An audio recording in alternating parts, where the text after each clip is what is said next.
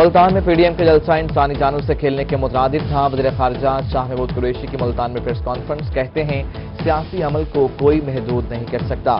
निश्तर अस्पताल में कोरोना के मरीजों में जलसे के बाद इजाफा हुआ। मुल्तान में कोरोना मुस्बत की शरह बहुत ज्यादा है। एसओपी का ख्याल नहीं करेंगे तो कोरोना मजीद फैलेगा। जनवरी में कोरोना की वबा की शिद्दत बढ़ रही है। और मुल्तान और डीडी खान में महंगाई का जिन बेकाबू। अशिया फरोश की कीमतें आसमान से बातें करने लगीं। घी 225 रुपए फी किलो, चीनी 95 रुपए में फरोख्त होने लगी।